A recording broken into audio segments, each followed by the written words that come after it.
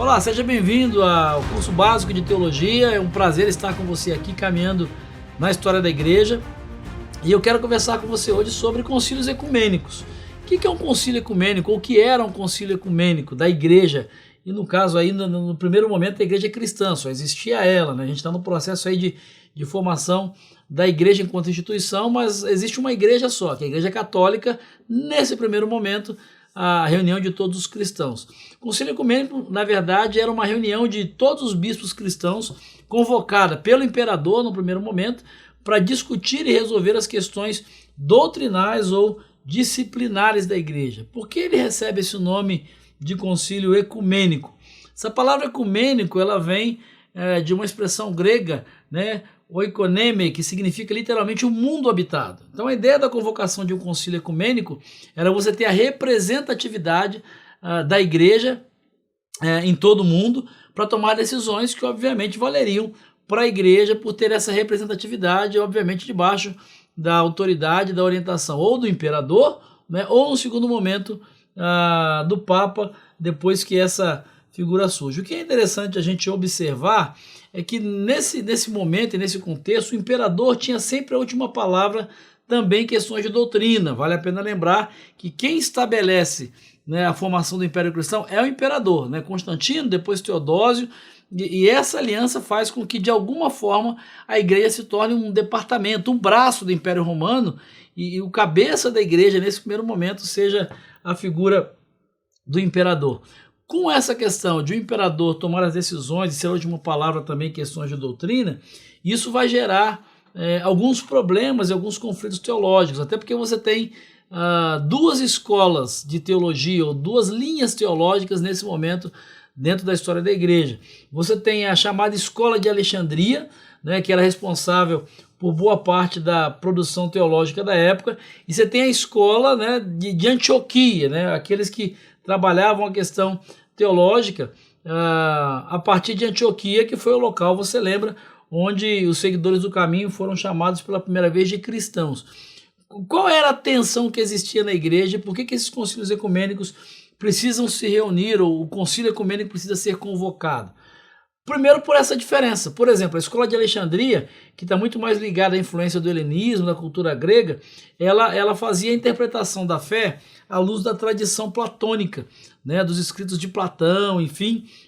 O foco da Escola de Alexandria estava muito ligado à divindade, às questões da divindade ou da questão divina de Jesus. A ênfase era sempre essa, da divindade de Jesus.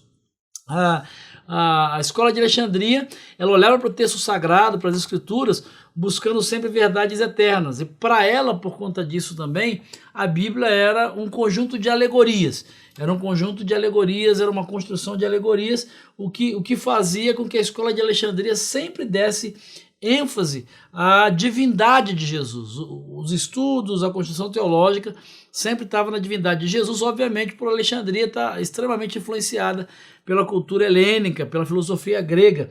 Já a Escola de Antioquia, que está muito mais ligada, né, à historicidade, né, por ter sido inclusive fazer parte do berço ali do desenvolvimento do cristianismo, você tem uma influência muito grande do judaísmo, ou dos judeus cristãos, dos judeus convertidos.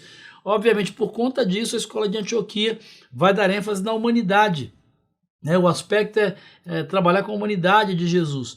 Nesse sentido, eles vão trabalhar a Escritura e o texto sagrado, buscando o sentido literal e histórico das Escrituras. Daí vem a questão do Jesus histórico, as escolas que vão trabalhar Jesus dentro de uma perspectiva histórica. Nessa linha, para a Escola de Antioquia, o que era a Bíblia? A Bíblia, na verdade, para eles era a narração que contava as relações de Deus com o seu povo e com a sua criação. Obviamente, com isso, a ênfase da doutrina, dos estudos, da teologia da Escola de Antioquia estava na humanidade de Jesus. E isso gera uma tensão, isso gera um conflito dentro da igreja cristã na construção das doutrinas, ou pelo menos na ênfase doutrinária que era dada, principalmente quando se conversava ou quando se discutia a questão da doutrina de Jesus, ou a cristologia, né? O que havia de consenso?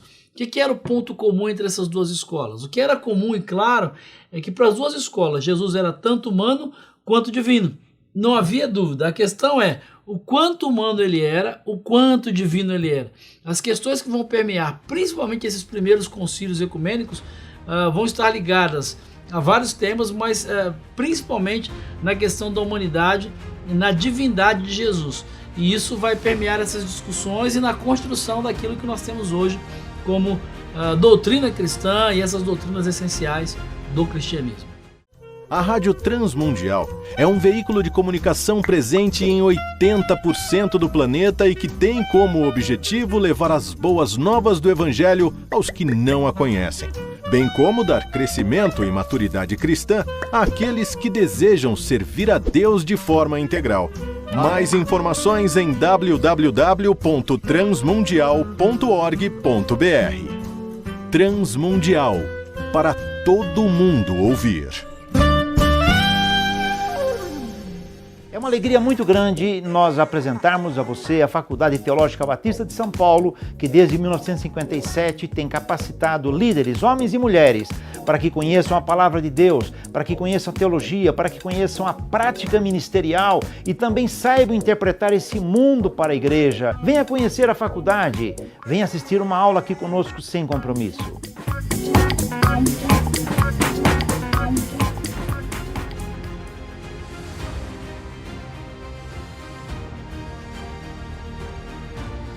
Bom, vamos conhecer um pouquinho dos concílios ecumênicos, né? Pelo menos esses primeiros, assim, que são os mais, não vou dizer os mais importantes, mas são os primeiros, os que deram origem à série.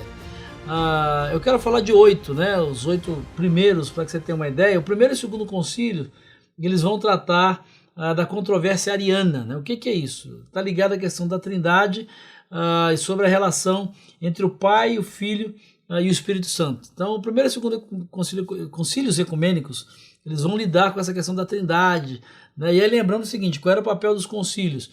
Era definir qual era a doutrina da igreja, no que a igreja cria. Lembrando que na época, né, esse mesmo contexto, surgem várias doutrinas acerca da humanidade de Jesus, da divindade de Jesus, da Trindade, é um Deus só, são três deuses em um.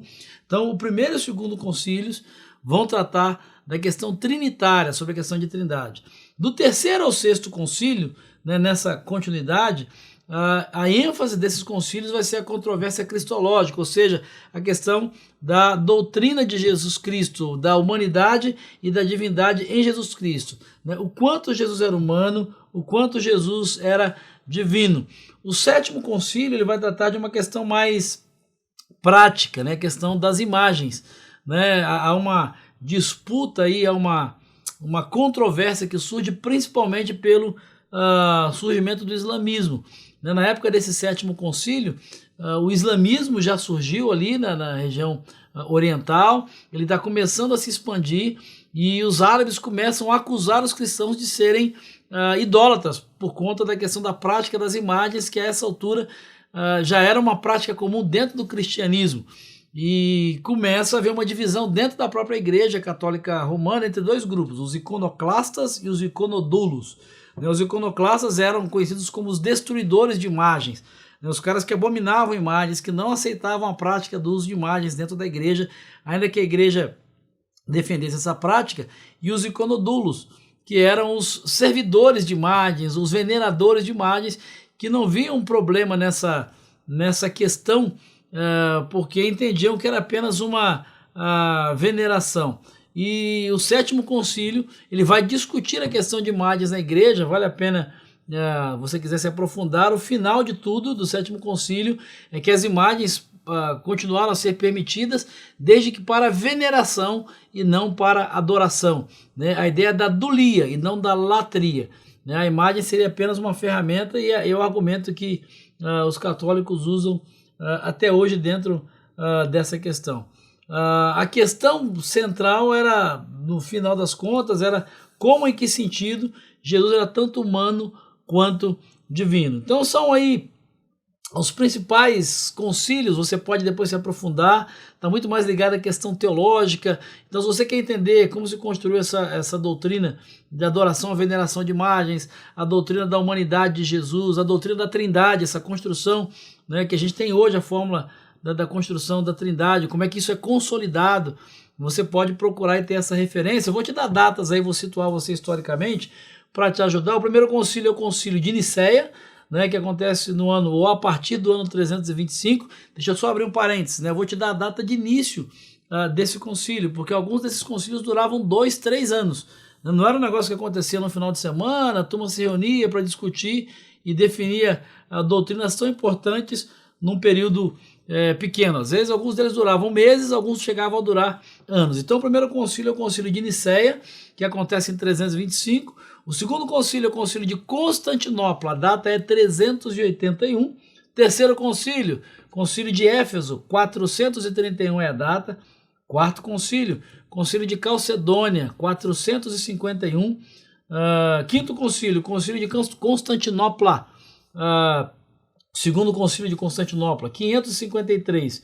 E há um terceiro concílio de Constantinopla, que acontece entre 680 e 681. E o último desses concílios, chamado Concílios Ecumênicos da Baixa Idade Média, é o segundo concílio de Nicéia, que acontece no ano de 787. Esse é o concílio que trata da questão das imagens, né? Só reforçando, eles recebem esse nome porque é o nome da cidade onde ele é realizado, onde o concílio acontece. Então esses concílios têm um papel importante na história da igreja, porque são eles que vão consolidar, vão definir as doutrinas que nós cremos até hoje dentro do cristianismo, né? Doutrinas essenciais da fé cristã, né? Que tratam da cristologia, doutrina acerca de Jesus, quando se estuda a questão da trindade, né, hamartologia, questão de definição do que é pecado, enfim, vale a pena você se aprofundar nesses concílios ecumênicos. Se você tiver interesse, tem uma bibliografia muito boa aí que você pode pesquisar, tem os livros que eu escrevi, eu vou aproveitar o Manual da História da Igreja do Pensamento Cristão, fala muito a respeito disso, que eu escrevi com o professor Jorge Pinheiro, e a gente trata da questão histórica e da questão da construção doutrinária e teológica. Então, fica aí a dica, Concílios Ecumênicos da Baixa Idade Média, para você entender o processo histórico da construção de boa parte das doutrinas do cristianismo. Mas a história continua, continua a caminhar, continua a ser construída, porque paralelo a tudo isso está acontecendo um outro fato histórico que vai fazer toda a diferença na construção do cristianismo, que são as invasões bárbaras, né? Só para te chamar a atenção, essas coisas acontecem meio que em paralelo, por isso que não dá para fazer uma história cronológica. Esses temas e esses assuntos vão acontecendo de forma muito paralela. Você percebe que eu já citei islamismo, enfim. Então vale a pena você entender o processo para que quando você for consultar, você tenha aí uma noção de quando tudo acontece. Mas invasões bárbaras é o nosso próximo assunto e eu espero te encontrar na próxima aula para a gente estudar sobre isso.